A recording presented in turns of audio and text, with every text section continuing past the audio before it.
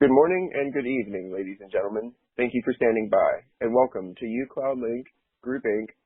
second quarter 2020 earnings conference call. At this time, all participants will be in listen-only mode. After prepared remarks by the management team, there will be a question and answer session. Today's conference call is being recorded.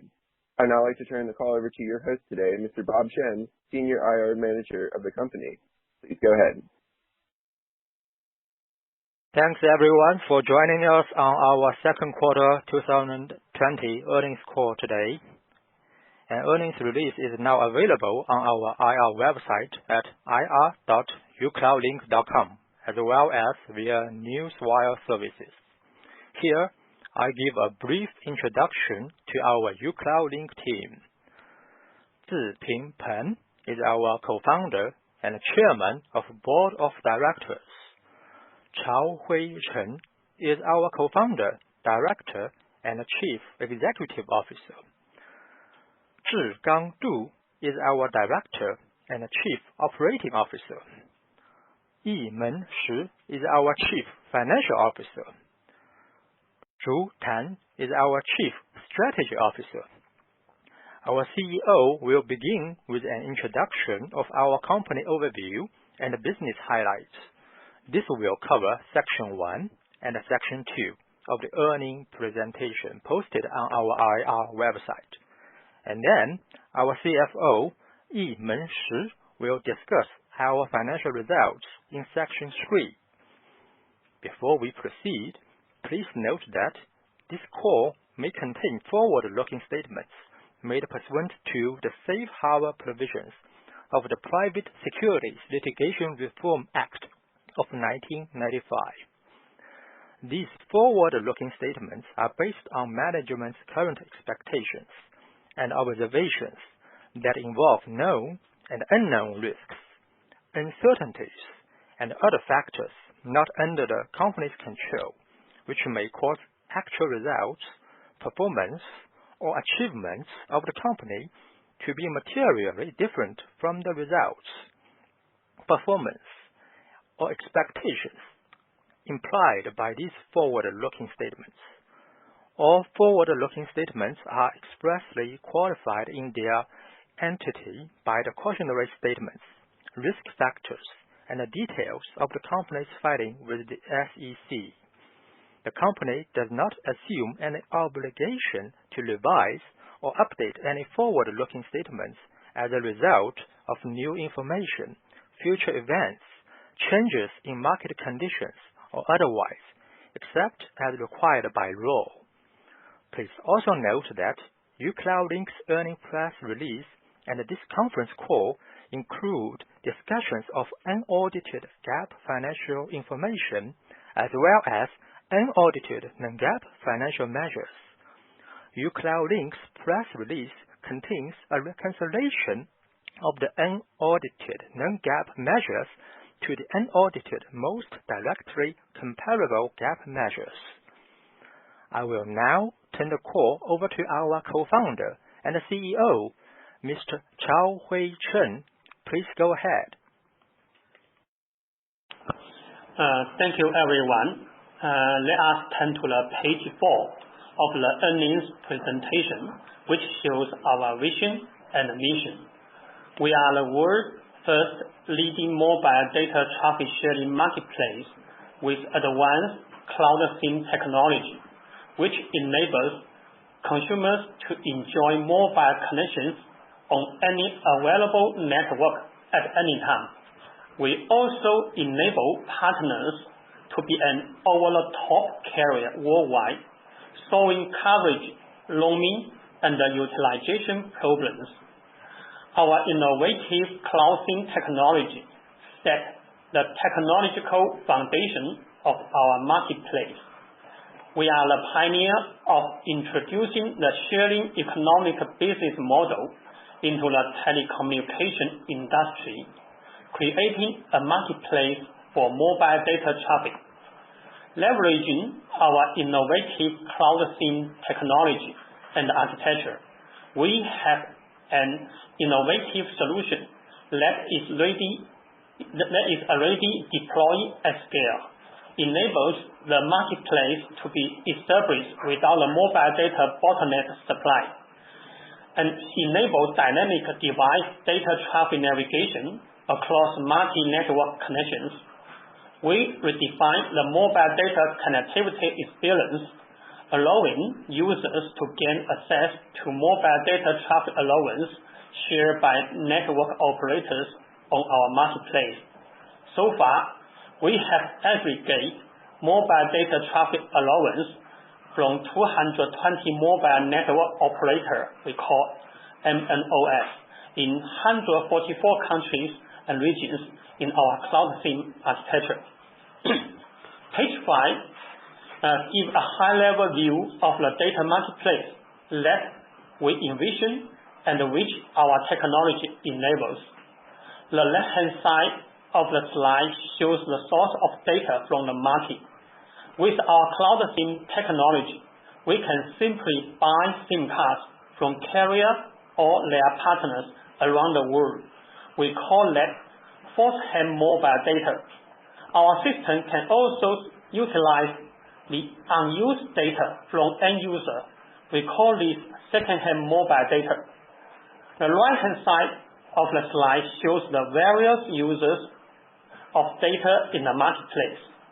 This marketplace is valuable to both users and carriers, which enables an end user device to connect any available network at any time and anywhere. It also enables the carrier to easily share their network capacity, selling their traffic to worldwide users. They can then act as an over-the-top carrier worldwide to solve roaming, coverage, utilization problem, and achieve better returning of investment. We have transformed the traditional telecommunication business model, and we can do repackaging, redistributing, and enable dynamic allocation, recycling, etc., to enable the end user to choose the optimized coverage, speed, and price with flexibility. Let us move to the page 6 and talk about 5G opportunities for us. As we know, 5G radio frequency band is higher, needs 4 to 5 times the number of base stations in order to get similar coverage as 4G. In the early stage, 5G coverage and the infrastructure are not sufficient to support roaming, and there are significant incremental CapEx requirements related to spectrum and network equipment and infrastructure. On 5G ready cloud SIM platform offers a ready-to-use solution for mobile network operators and smartphone manufacturers, and that enable roaming-free inter-carrier 5G network access domestically and internationally. As network operators start to roll out 5G networks, mobile data traffic sharing between mobile network operators via our cloud SIM architecture can reduce capital spending and roaming agreement negotiation costs, ensuring low network latency for end user and expensive network coverage. We will continue focusing on our R&D investment on service and product development related to the 5G, as the advent of the 5G brings fast data connectivity speeds and more business opportunities. Our series of 5G products such as Mi-Fi, CPE, and the GMI, Global Insight, are expected to launch in the near term. We will continue to keep our leading position and capture 5G business opportunities globally. Page 7 shows the evolution of our cloud SIM business model. At stage 1, we directly face end users it is B2C retail model. We have proven the technology and proven the business is successful and profitable. We capture all revenues, including those from hardware, service, data traffic, and we also bear all costs. It took 2 to 3 years, but we are now the largest portable Wi-Fi service provider for international roaming for Chinese outbound traveler in year 2018, according to Frost and Sullivan.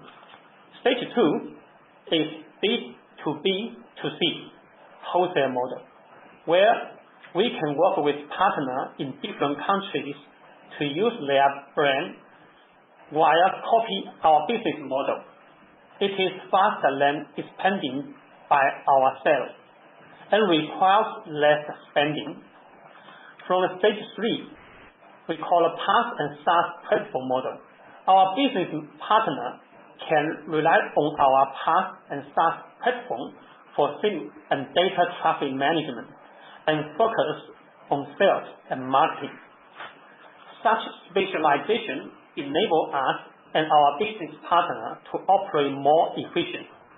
In addition to 5G, we will continue investing our R&D efforts towards the further development and update of our PaaS and SaaS platform, which not only providing innovative and advanced platform service and the functions to our business partner, but also has been effective in servicing and facilitating customers and business partners globally and contributing to our high potential for growth. Our new and advanced PaaS and SaaS platform can optimize the utilization efficiency of SIM card pool and improve the algorithm for better network quality with the improvement for OTT management capabilities. As we migrate from stage 1 to stage 3, we are gradually become more platform-centric, allowing us to further expedite our global expansion by forming a global partner ecosystem. Let's turn to page 8 and take a look at the mechanism cloud SIM technology. There are 4 critical advantages of our innovative cloud SIM technology. Firstly, with our innovative cloud SIM technology, we can create a full marketplace, including the first hand and the second hand of the data traffic with the massive user base. Secondly, with Cloud SIM app, the device or handset can dynamically connect to the different networks by changing to a different SIM card in remote sites. Thirdly, it simplifies the relationship with the carrier. Just buy SIM cards from the carriers and their channel, making supplyment easy. Fourthly, the physical SIM card has over 20 years history, and it is secure, reliable, and mature. Acquisition is much easier, and there is very low risk and the barrier for SIM card supplyment.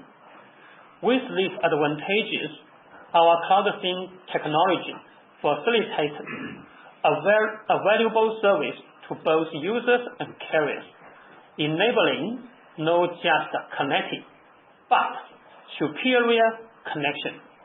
Our Cloud SIM technology enables marketplace access to the superior connectivity globally and also bring us great business opportunities.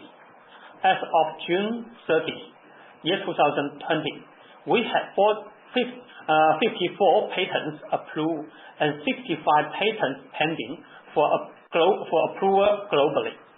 During the second quarter of year 2020, we have 4 new patents approved and 2 new patents now pending approval. Page 9 shows our 3 growth strategy. uCloudlink 1.0. uCloudlink 1.0 is international data connectivity service, focuses on cross-border travelers and is keeping stable growth and high profitability, increasing its penetration and market share by launching more channels, more countries, more GMI, global insight, and providing better service quality than the other roaming technologies. uCloudlink 2.0, local data connectivity service, focuses on local residents and solves challenges between carriers. It has started gaining faster growth to be a huge volume user number company. We are developing GMI, global insight, with handset vendor one by one, building local operations successfully with local partner, country by country, and catching local mobile broadband and IoT GMI global insight opportunities. uCloudlink 3.0 is a full marketplace of the data traffic. It's in trial and which is technologically ready. Let us turn to page 10. Recently, we appoint Mr. Chen Victor Xu as our core chief sales officers. Mr. Xu possesses strong track record in managing the end-to-end product cycle from development to strategic global marketing of consumer goods such as mobile phone products, in addition to his extensive and deep cross-industry background and experience such as the internet, telecommunications, mobile phone industries. He previously held senior executive roles in various renowned corporations, including Huawei Technology and JD.com. His appointment strategically elevates our sales, marketing, and consumer engagement initiatives to be better match the growing demand for our innovative high-tech service and products around the world. Our team become more stronger to capture the large global market opportunity. Let us turn to page 12 for our business highlights. The left-hand side of the slide shows daily active terminal, we call DAT, as of June 30, 2020. A certain portion of DAT and data usage per terminal are derived from our business partners. You can see from the middle of the slide showing the DAT breakdown by uCloudlink 1.0 and 2.0 data connectivity services. The decrease of total DAT during the second quarter year 2020 is mainly attributable to the decrease of our uCloudlink 1.0 services due to the COVID-19. We believe our uCloudlink 1.0 business will steadily recover and eventually exceed the performance before COVID-19 after international travel resumes. In addition, we believe the coming 5G and IoT are both a driver for uCloudlink 1.0 as well. On the other hand, our uCloudlink 2.0 local mobile data traffic is showing high demand, fast growth, and has been less impacted by microeconomic factors such as COVID-19. Our uCloudlink 2.0 service continued to increase during the second quarter year 2020 and account for around 74% of total DAT. Average daily data usage per terminal was 2.8 16 gigabits in June 2020. From page 13, we can see we continue to diversify our business globally. Mainland China's revenue as a percentage of total revenue continue to decrease. As we diversify our global business, we continue to build our ecosystem with our business partners in various countries and regions. As of second quarter year 2020, we have 92% of total revenue coming outside mainland China. During the second quarter year 2020, Japan contributed to 56% of total revenue. We formed an alliance with one of the largest mobile network operators in Japan, and we will continue to expand our business and alliance with our partners globally. We continue to invest in R&D to keep our leading position and core competitiveness. Looking ahead, we will dedicate to investing in R&D to keep our leading position and core competitiveness in the global connectivity service market and to enable the first global 5G connectivity platform. Additionally, we will continue to build our cloud SIM technology ecosystem with our business partners in various countries and regions such as Japan, Southeast Asia, United States, Europe, etc., aiming to further develop the world's first and leading mobile data traffic sharing marketplace. With that, I will now turn it over to our CFO, Yimen Shi, who will go through the financial highlight section. I will please. Thank you, Mr. Chen. Hello, everyone. Let us turn to page 15. The impact of COVID-19 pandemic continued to rapidly evolve worldwide in the second quarter of 2020. Our total revenue decreased by 41.5% from $35.9 million in the 3 months ending June 30, 2019 to $21 million in the 3 months ending June 30, 2020.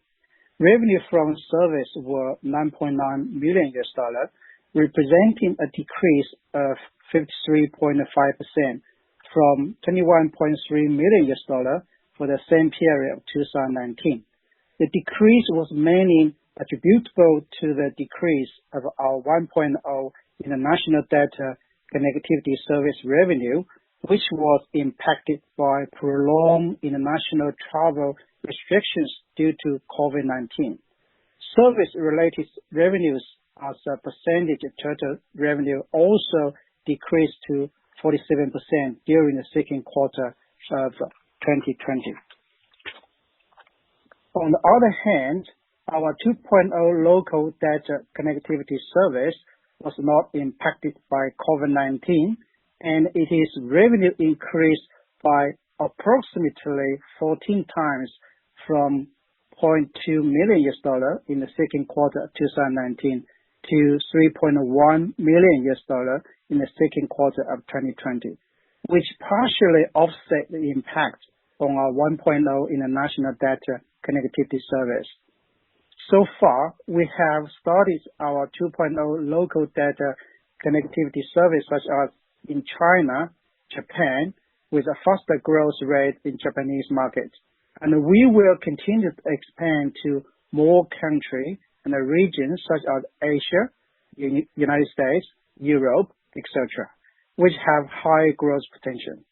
Revenue from PaaS and SaaS service were $0.5 million, representing a decrease of 72.2% from the $1.8 million in the same period last year.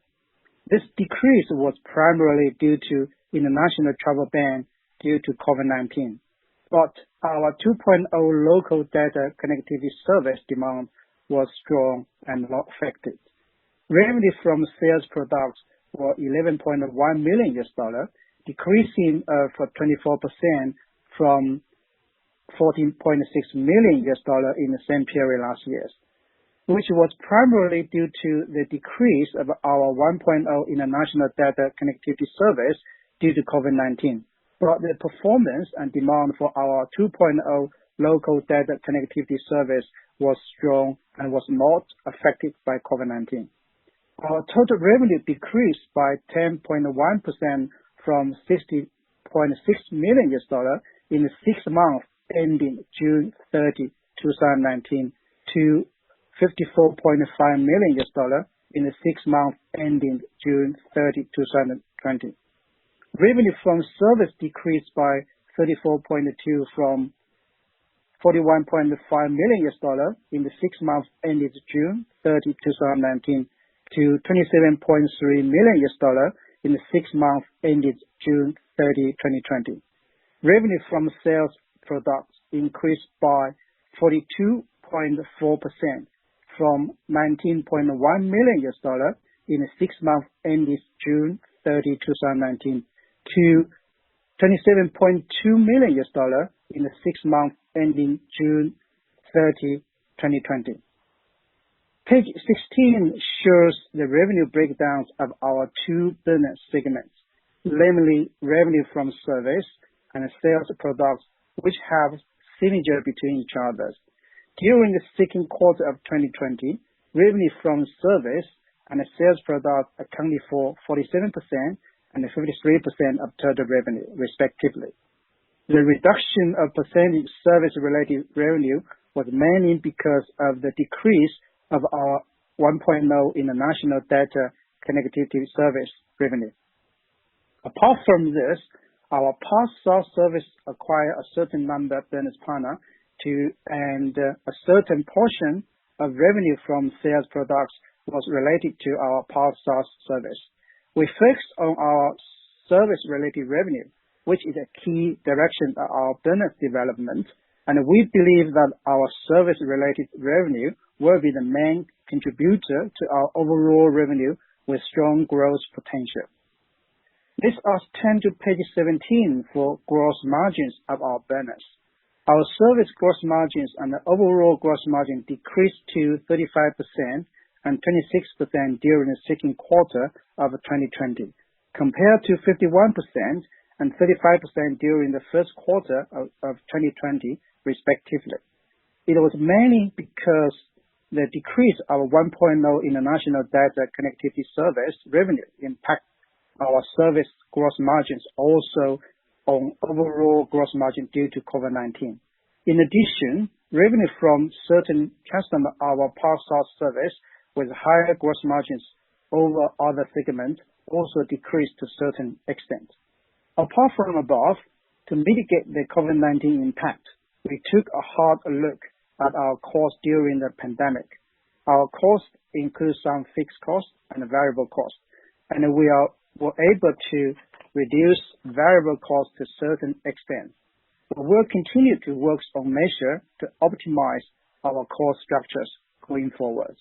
We believe that our cost gross margins and overall gross margins will be improving as our 1.0 international data connectivity service recovers. Page 18 shows the breakdowns of our operating expenses. Total operating expenses decreased 33% from $15.3 million during the second quarter of 2019 to $10.2 million during the second quarter 2020. We took cost control measures on our operating expenses to offset the top line impact from COVID-19. Total operating expenses as a percentage of total revenue is increased from 43% during the second quarter 2019 to 49% during the second quarter of 2020. This was mainly due to the decrease of overall revenue. In the second quarter of 2020, we continued to invest in R&D to keep our core competitiveness in the long run. You can see from right-hand side of the slide that our R&D expenses accounted for 24% of overall operating expenses during the second quarter of 2020. G&A expenses accounted for 41% of total operating expenses, with litigation fee included. Let us turn to page 19. Operating cash flow was negative $2.8 million during the second quarter of 2020, compared to positive $6.3 million during the second quarter of 2019. Our cash flow was normal with sufficient cash and cash equivalents as at June 30, 2020. Our capex was $0.2 million during the second quarter of 2020, compared to $0.4 million during the second quarter of 2019. Capex as a percentage of total revenue decreased from 1.1% during the second quarter of 2019 to 1.0% during the second quarter of 2020. It was mainly due to the decrease of uCloudlink 1.0 expenditure. Page 20. Net income during the second quarter of 2020 was negative $41.6 million compared to positive $0.3 million during the second quarter of 2019. Adjusted EBITDA was negative $3.1 million during the second quarter of 2020, compared to positive $1.2 million during the second quarter of 2019. Looking ahead, we will continue to invest in R&D as it pertains to innovative technologies and expand our ecosystem with more cooperation with business partners globally. 5G is coming and create more opportunity for both our local and international business. We will continue to build and expand our cloud SIM ecosystem and provide high-tech innovative products and cloud SIM technology service to our customer and business partner. With that, let me conclude today's presentations. Thank you, and we start our Q&A session. And we will now begin the question and answer session. To ask a question, you may press star then one on your touch-tone phone. If you're using a speakerphone, please pick up your handset before pressing the keys. To withdraw your question, please press star then two.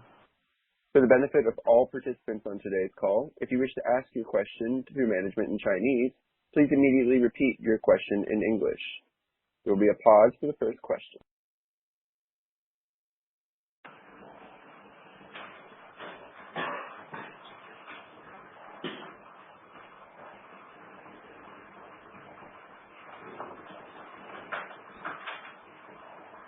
And again, if you would like to ask a question, please press star then one.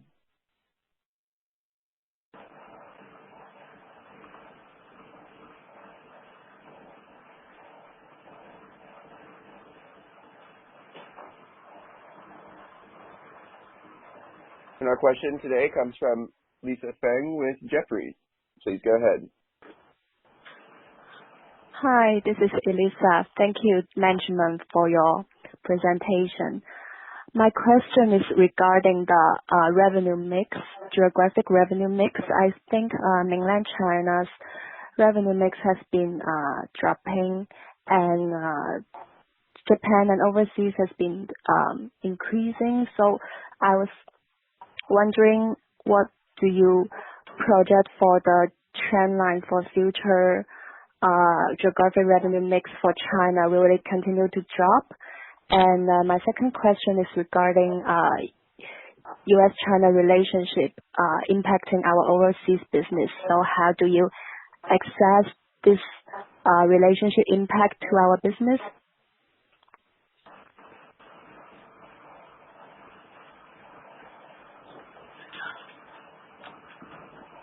Yeah, this Iman and Shi. Let me answer your questions. And for geographic distribution in second quarter, the China mainland contribute 8% of total revenues, and the Japan's markets contributes 56% of total revenues. This typically is for the second quarter's performance. Yeah, we believe the markets in China mainland is massive, and the percentage of revenue mainland China will be increased to some extent when the COVID-19 recover and the international travels has been the start. So that's we believe that there's 8% percentage revenue contribution from the China mainland will not decreasing further to more extent and to in the futures. And yeah, there's typically percentage contribution from second quarter. Yeah. For this U.S. and China relationship, so far we revenue generated from U.S. markets was growing in the second quarters, and we believe there's the demand from the U.S. market for either international travel and all for local mobile broadband service is growing and high potentials in the futures. Hi, this is Bob Chen. Let me add some points to your question. First, your question is regarding our percentage for the diversified our business. I will say that it is good. It's a good trend that we saw our business gradually increasing globally, which is in line with our expectations. Let me show you an example. Let's see, a couple years ago, for example, in 2017, the revenue coming from mainland China is over 60%, and for the Japanese market, it's only around 12%. Now the situation gets changed. The mainland China's revenue is 8%, and the Japanese over China became the single largest market globally. I will say that this is in line our business strategy because we are a global company, and our business is internationally diversified, which is good to our business. And secondly, regarding the U.S. and China relation, although we cannot forecast the U.S. and China relationship going forward in next couple of years, but internally we first, as we mentioned, we are a global company with our business very diversified internationally. So apart from U.S., we also investing or also expand to Asia, Europe, etc. to diversify our business. So we hope that U.S. and China relationship becomes better and gradually recovered. But we also focus our business apart from U.S. So as I just mentioned, our business is globally diversified. So that will be our business strategy, and that will minimize the risk from U.S. section. So I hope we answered your questions. Yes, thank you very well. You've answered it very well. If I may add another question, can I have some maybe guidance on the gross margin for the next few quarters?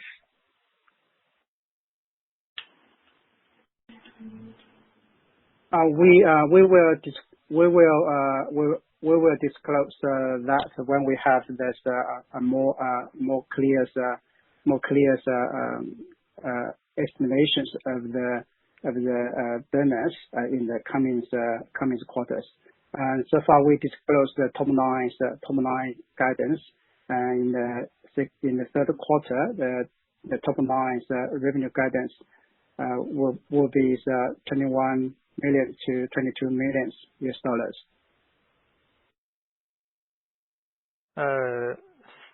Sorry, you mean can you say your question again? You mean the gross margin, right? Gross margin for the next couple. Okay. Yeah, I think right now our margin for second quarter 2020 gross margin is around 35%, but this is lower than actually we because we are impacted by COVID-19, as our CFO just mentioned, we believe that the gross margin will continue to increase in the next couple of months because first, we hope that our 1.0 international data connectivity service will recover. And secondly, I think our PaaS and the SaaS section will recover as well if the international travel ban or any good news from the vaccine of the COVID-19 it comes out. So we expect that when we believe that our gross margin and our service gross margin will continue to increase in the next couple of months. Yeah. Great, got it. Thank you, management team, for answering my questions. Thank you. And once again, if you would like to ask a question, please press star then 1.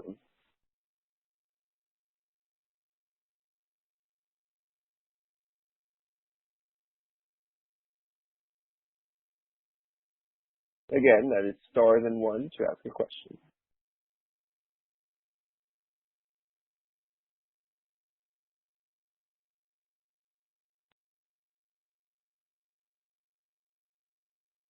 And as there are no further questions, I'd like to turn the call back over to management for closing remarks.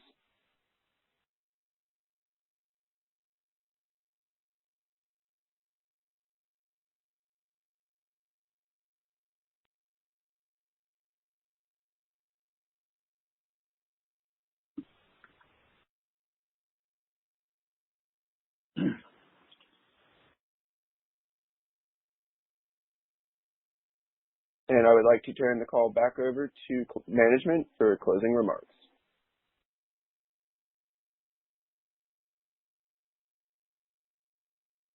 Bob?